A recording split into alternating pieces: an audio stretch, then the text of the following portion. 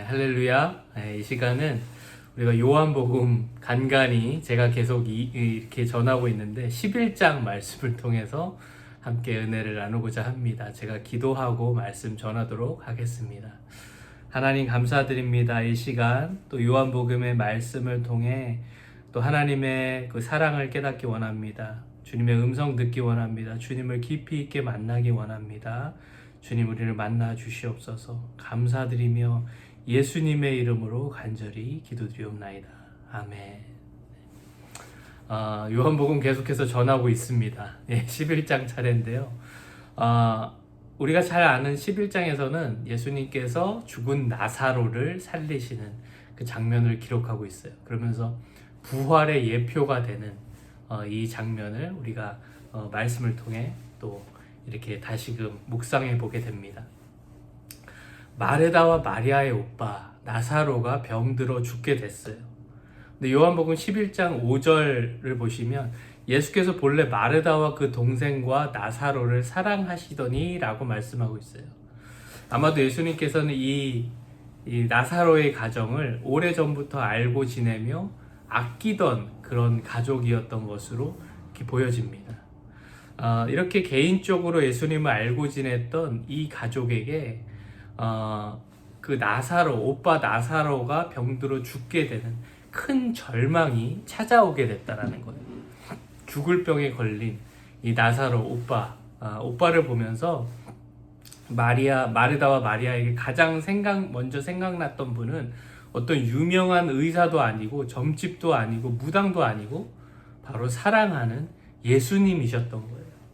그래서 예수님께 사람을 보내서 오빠 나사로가 병들었다는 소식을 전하게 됩니다. 우리가 우리의 삶 가운데 어떤 우리가 해결할 수 없는 일, 정말 좌절과 절망 가운데 모든 것이 한순간에 무너져 내릴 때에 우리가 찾을 수밖에 없는 분은 바로 우리 주님밖에 없는 줄로 믿습니다. 우리가 하나님께 엎드리고 무릎 꿇고 기도하게 되는 거예요. 그런 상황은 우리가 주님께 매달릴 수밖에 없는 상황이 된다는 거예요. 그럴 때 하나님께서 우리의 기도를 들어주시고 가장 좋은 것으로 응답해 주실 줄로 믿습니다. 그래서 우리는 주님께 이렇게 나와야 한다는 거예요. 주님을 찾아야 한다는 거예요. 그런데 이 소식을 들으신, 우리말로 하면 우리의 기도를 들으신 우리 주님께서는 우리가 이해할 수 없는 반응을 보이게 되세요. 자, 11장 4절에서 요한복음 11장 4절에서 이렇게 말씀하십니다. 예수께서 그 소식을 들었죠. 나사로의 병들어 죽게 되는 소식을 들으시고 예수께서 들으시고 이르시되 이 병은 죽을 병이 아니라 하나님의 영광을 위함이요 하나님의 아들이 이로 말미암아 영광을 받게 하려 함이라 하시더라. 이렇게 말씀하세요. 이 병은 죽을 병이 아니라 하나님의 영광을 위함이다. 그리고 하나님의 아들, 바로 예수님 자신이죠. 예수님께서 이로 말미암아 영광을 받게 하려 함이라 하시더라. 이렇게 말씀하세요. 그런 다음에 이해할 수 없는 반응을 보이시는데 그게 무엇이었냐면 11장 5절과 6절 말씀입니다. 예수께서 본래 마르다와 그 동생과 나사로를 사랑하시더니 나사로가 병들었다 함을 들으시고 그 계시던 곳에 이틀을 더 유하시고 라고 기록하고 있어요. 자, 이 구절을 읽으면 마치 앞뒤가 안 맞는 것 같아요. 예수님께서 자신이 사랑하시던 마르다와 그 동생 마리아와 그 오빠 나사로가, 그 가정의 오빠 나사로가 병들었다 함을 들으시고 바로 나사로가 있는 곳으로 뛰어가시더라. 바로 달려가셔서 나사로를 고치시더라. 이렇게 나와야지 정상이잖아요. 다른 말로 말씀드리면 우리의 처한 상황, 그 좌절과 절망 가운데 있는 그 상황과 그 우리의 기도를 들으시고 바로 응답하시더니 이렇게 기록되어야 한다는 거예요. 지금 우리의 말로 하면. 그렇죠? 근데 예수님께서는 계시던 곳에 이틀을 더 머물러 계셨다라는 거예요. 그리고 결국에는 어떤 일이 일어납니까? 나사로가 죽게 되는 그런 상황이 벌어지게 됐다라는 거예요. 때로는 우리 삶 가운데 우리가 아무리 간절히 하나님께 기도해도요, 이런 상황처럼 우리가 겪게 되는 경우가 생긴다라는 거예요. 하나님, 듣고 계세요. 제 상황이 죽을 것만 같습니다. 이대로 가다가 큰일 나요. 하나님, 마르다와 마리아가 우리 오빠가 죽게 됐어요. 빨리 와서 고쳐주세요. 주님은 그런 능력이 있으시잖아요. 라고 그렇게 기도했던 것처럼, 간청했던 것처럼 우리가 이렇게 기도하는데 이틀을 더 계시던 곳에 유하시더라. 우리의 기도에 침묵하시는 듯한 그런 상황을 우리가 경험하게 될 때가 있다는 거예요. 저도 그런 경험을 많이 해봤습니다. 그러면 하나님께서 왜 그렇게 우리의 기도에, 우리의 상황에 대해서 애간장을 태우시게 할까? 왜 이렇게 침묵하시는 듯한 그런 모습을 보이실 때가 있을까? 목적이 무엇일까? 라는 생각을 하게 되죠. 물론 여러 가지 이유가 있어요. 하나님께서 모든 것을 합력하여 선을 이루세요. 근데 오늘 말씀을 통해서 우리가 알 수 있는 사실 중에 한 가지가, 확실한 한 가지는 있어요. 그게 무엇이냐면 예수님께서 말씀하신 거예요. 11장 4절에서 예수님께서 이 말씀을 하고 계시는 이틀을 더 유하신 이유 중에 가장 큰 이유 중 하나는 하나님의 영광을 위함이에요. 하나님의 영광을 위함이고, 하나님의 아들 예수 그리스도께서 이로 말미암아 영광을 받게 하려 함이셨기 때문이다라는 거예요. 그 기도의 응답의 지연, 우리가 생각할 때 그 지연되는 기도 응답, 침묵하시는 것 같은 기도 응답의 이유는 바로 하나님의 영광을 우리에게 보여주시기 위해서, 예수 그리스도의 영광을 이 침묵을 통해, 이 기도 응답의 지연을 통해서 나타내시기 위해서였다라는 거예요. 자, 오늘 말씀을 보시면 나사로의 경우에는요, 어떻게 하나님의 영광을 나사로의 기도 응답에 이 지연을 통해서 나타내셨냐면, 주님께서 나사로가 죽기까지 이틀을 더 유하셨잖아요. 기다리셨잖아요. 그 기다리시고 나서 그 죽은 나사로를 살리시게 되면서요, 하나님께서는 죽은 자를 살리시는 부활의 하나님이시다, 부활의 주님이시다라는 것을 우리에게 그 영광을 보여주셨다는 거예요. 여러분 이해되세요? 만약에 나사로가 병들었을 때에 예수님께서 나사로를 고치셨다면, 우리 그곳에 모인 사람들은요, 또한 우리들은요, 그저 병 고치는 하나님의 영광, 그 정도의 하나님의 영광을 봤을 거예요. 경험했을 거예요. 그런데 지금 그 간청을 지연시키시면서, 응답을 지연시키시면서 나사로가 죽게 된 후에 이제는 나사로를 살리시면서 우리는 이제 하나님께서 단순히 병 고치는 자를 고치시는 걸 넘어서서 죽은 자를 살리시는 하나님의 영광, 그 주님의 영광을 경험하게 됐다라는 거예요. 볼 수 있게 됐다라는 거예요. 여러분 이해되시나요?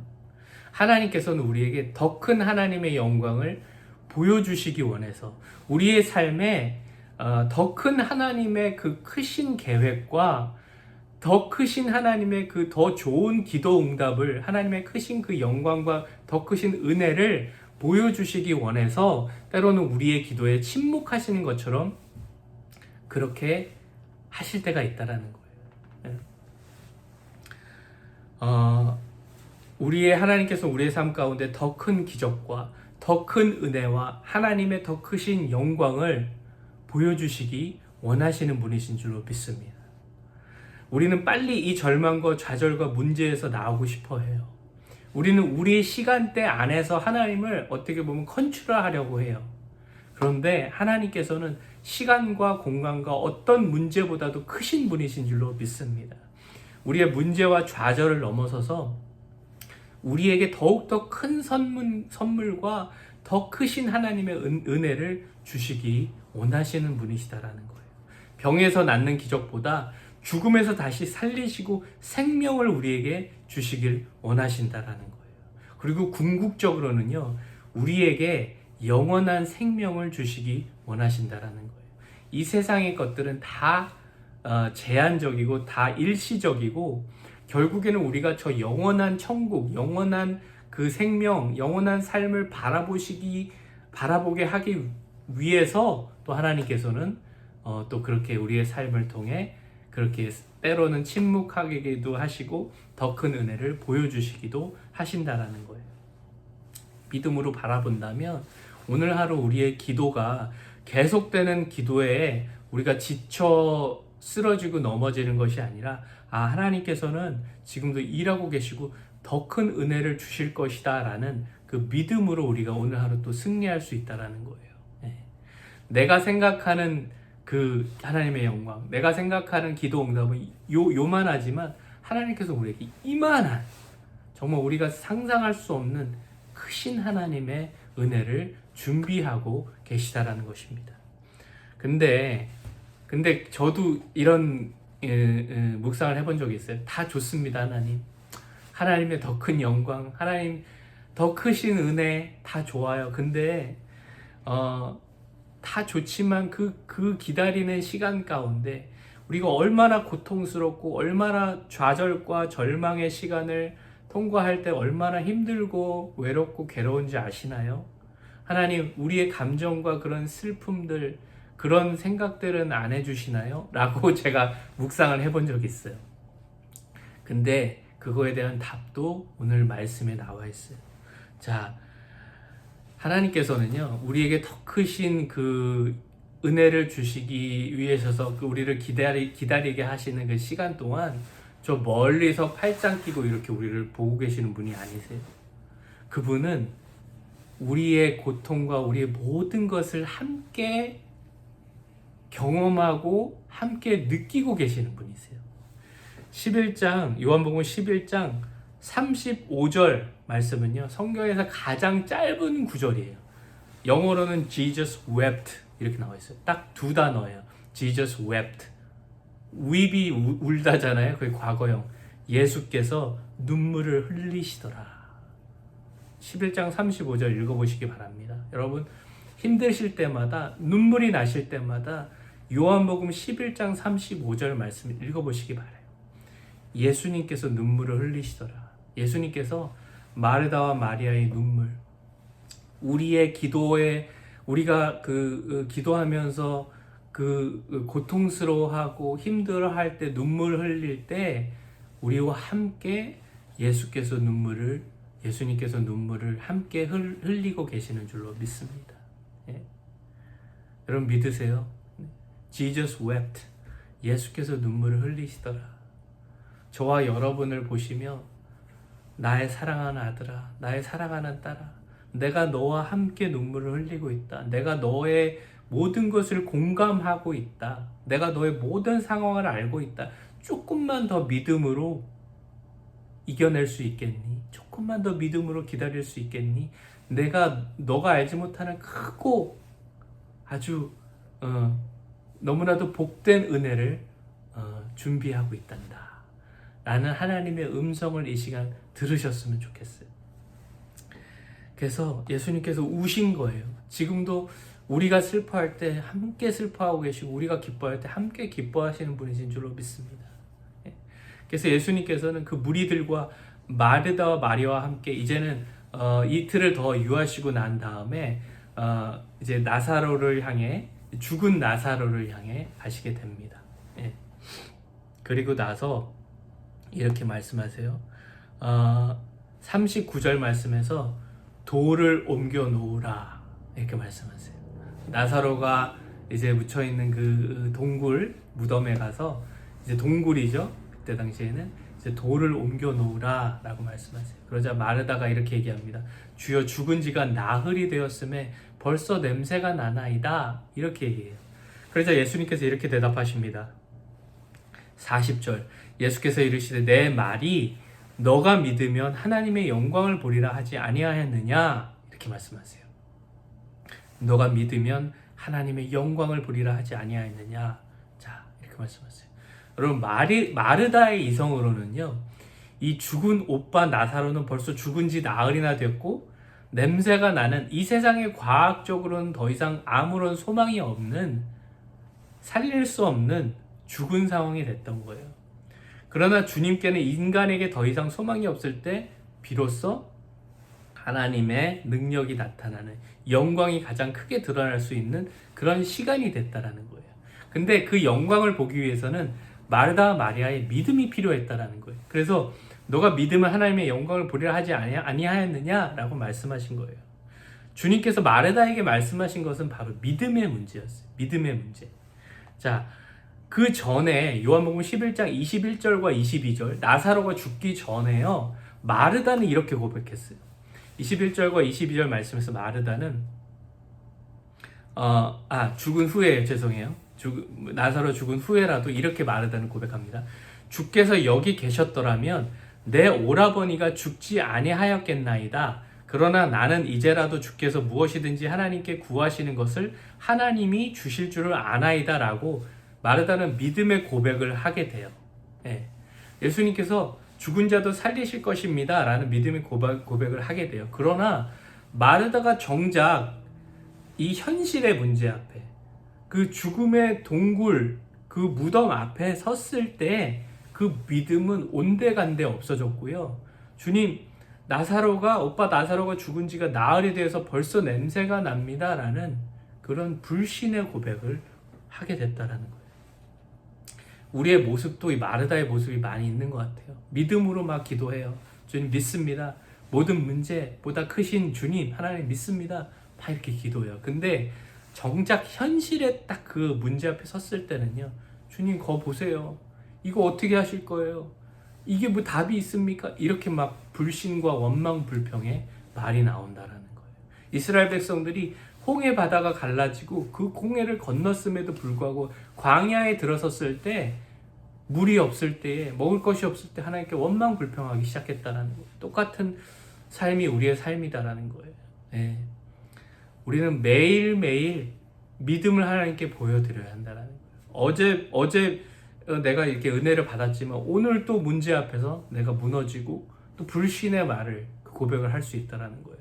그러나 하나님께서는 우리의 문제보다 크신 하나님이신 줄로 믿습니다. 어제 그 문제를 해결하신 하나님, 오늘의 더 큰 문제 앞에서도 하나님께 기도하고 나갈 때 하나님의 때에 하나님께서 해결하실 줄로 믿습니다. 자, 주님께서 우리에게 똑같이 말씀하실지 모르세요. 지금 성도님에게 내 말이 너가 믿으면 하나님의 영광을 보리라 하지 아니하였느냐, 이렇게 말씀하실 수 있다라는 거예요. 여러분의 믿음, 네 그렇습니다 주님, 네 맞습니다 주님, 이 믿음의 고백을 하시기를 주님의 이름으로 간절히 기도드립니다. 그리고 나서 예수님께서 43절 말씀에서 나사로에게 명령하십니다. 죽은 나사로에게, 무덤에 있는 나사로에게 나사로야 나오라 라고 명령하세요. 그랬더니 그 말씀에 순종하여서 44절의 말씀에 이렇게 기록하고 있어요. 죽은 자가 수족을 배로 동인 채로 나오는데 그 얼굴은 수건에 쌓였더라. 예수께서 이르시되 풀어 놓아 다니게 하라 하시니라. 저는 이 말씀이 너무 기가 막혀요. 얼마나 급했으면요, 명령에 순종해서 수족을 배로 동인 채로 그냥 나사로가 나오게 된 거예요. 죽은 나사로가 얼굴도 수건에 쌓였는데 그 풀 시간도 없이 바로 나와요, 무덤에서. 예수님의 말씀에 순종을 해야 됐기 때문에 죽은 사람이. 여러분, 호스킨스라는 성경학자 이렇게 얘기하고 있어요.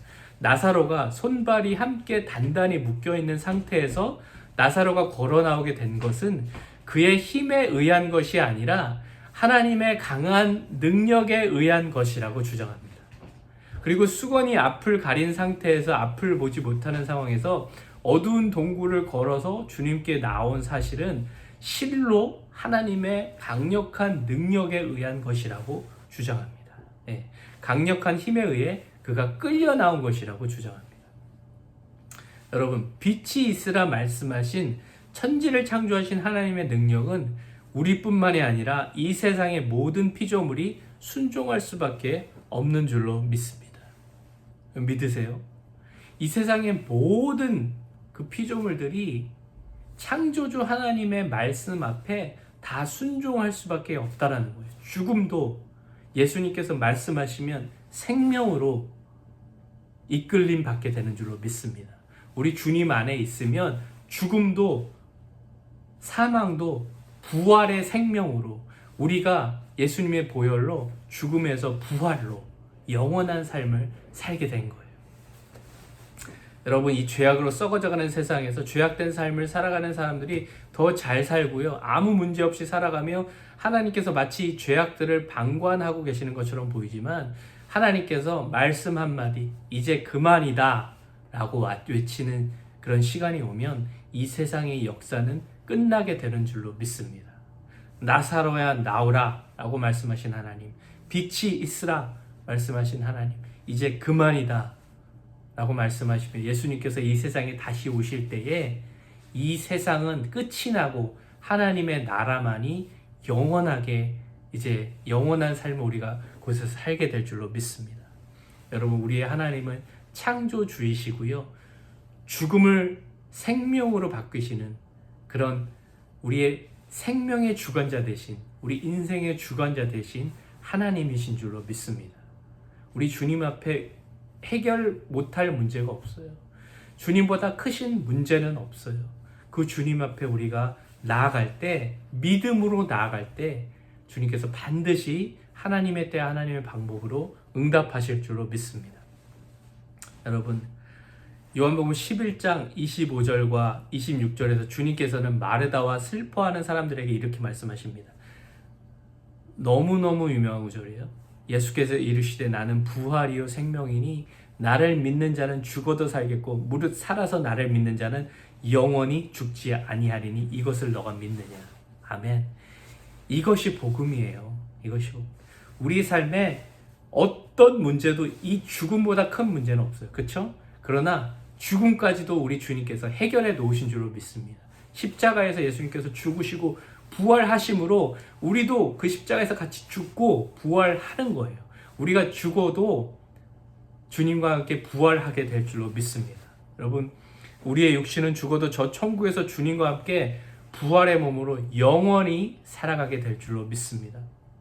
살아가게 될 줄로 믿습니다. 여러분, 그 소망을 가지시고요, 오늘 하루 나의 기도가 조금 지연되는 것처럼 하나님 침묵하시는 것처럼 보여도요, 이 세상에 연연하지 마시기 바랍니다. 이 세상은요 그냥 일시적인 것이고요, 또한 그곳에서 하나님의 때가 되면 하나님 가장 좋은 은혜를 베풀어 주세요. 그러나 가장 중요한 것은 저 영원한 삶이에요. 우리가 부활 후에 살아갈 저 영원한 삶이에요. 이 세상은 그 영원한 삶을 준비하는 그런 곳이에요. 이 세상에 살면서 여러분, 우리의 사명 다 감당하시고요, 우리의 문제들에 연연해서 그것으로 힘겨워하고 좌절하고 절망하는 것을 이제는 넘어서는 삶, 하나님 나라를 위해 함께 동역하며 하나님의 나라를 주님과 함께 이루어가는 삶, 믿음으로 우리의 문제를 다 극복해 나가며 승리하는 삶을 살아가시며 오늘 하루도 하나님께서 여러분을 보시면 잘했다 내 아들아 내 딸아 칭찬받으시는 삶, 그 오늘 하루 하나님의 영광을 위해 살아가는 삶을 살아가시기를 주님의 이름으로 간절히 기도드리며 축복하며 축원합니다. 여러분 감사합니다. 오늘 하루도 꼭 승리하시기를 간절히 기도드립니다. 할렐루야.